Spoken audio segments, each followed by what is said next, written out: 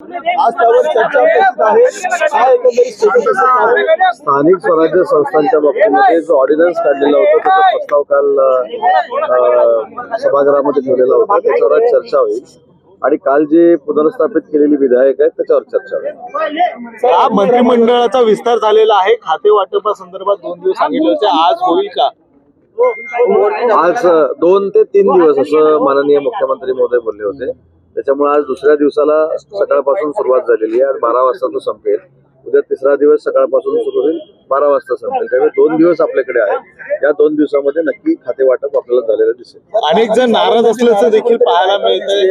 Eknath शिंदेचा photo DP वरून त्यांनी काढलेला आहे आणि आता शिवसैनिक म्हणून फक्त फोटो ठेवलेला आहे.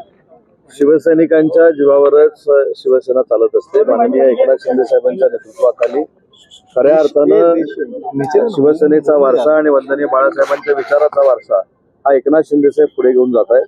मंत्रिपद मिळालं नसेल म्हणून कदाचित काही प्रमाणामध्ये नाराजी असू शकते, परंतु शिवसेना म्हणून आम्ही एकनाथ शिंदे साहेबांच्या नेतृत्वाखाली कुटुंब प्रमुख म्हणून काम करतो. त्याच्यामुळं आमचं एक कुटुंब आहे. थोडंफार इकडे तिकडे जरी झालं तरी या सगळ्यांच्या समजुती काढल्या जातील. 12च मंत्रिपद शेवटी 43 पैकी शिवसेनेला मिळालेली होती. 60 आमदार आमचे निवडून आलेले आहेत.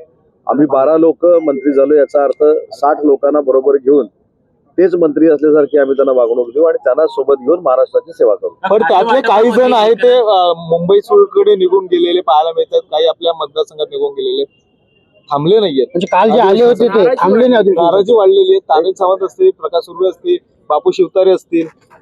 नाही, आपण अनेक म्हटल्यानंतर त्याचा अर्थ वेगळा होतो. मी सांगितलं ना, काही नाराजी किरकोळ असू शकते. माझ्यावर देखील पहिल्या टर्मच्या वेळी, दुसऱ्या टर्मच्या वेळी अशी वेळ आलेली होती, परंतु नाराजी जरी असली ती तात्पुरती असते. काल पहिल्या 24 तासामध्ये प्रत्येकाला वाटू शकतं की मला मंत्रिपद का मिळालं नाही, परंतु काही गोष्टी नंतर रिअलाइज झाल्यानंतर माणूस शांत होतो, कामाला लागतो. त्याच्यामुळं भविष्यामध्ये ह्या सगळ्या मंडळींशी आम्ही झालेले जे मंत्री आहोत हे स्वतः आम्ही चर्चा करू. शिंदे साहेबांच्या नेतृत्वाखाली आम्ही चर्चा करू. कारण एक महत्वाची गोष्ट, मी या 2.5 वर्षापेक्षा मागच्या 2.5 वर्षाचा थोडा उल्लेख करतो.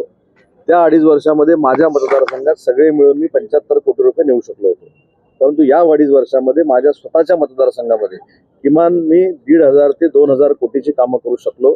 म्हणूनच 5व्यांदा मी विधानसभेमध्ये आलो.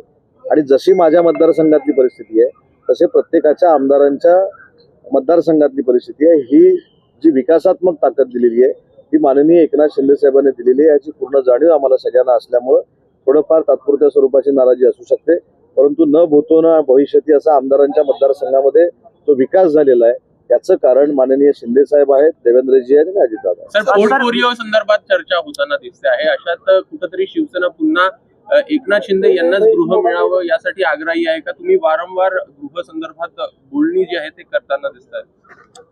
खाते वाटपामध्ये किंवा राजकारणामध्ये जी कार्यकर्ती मंडळी असते, आमच्यासारखी लोक असतात, ते आमच्या नेत्याला, आमच्या मुख्य नेत्यांना मोठं पद मिळालं पाहिजे हीच आमची सगळ्यांची भावना असते.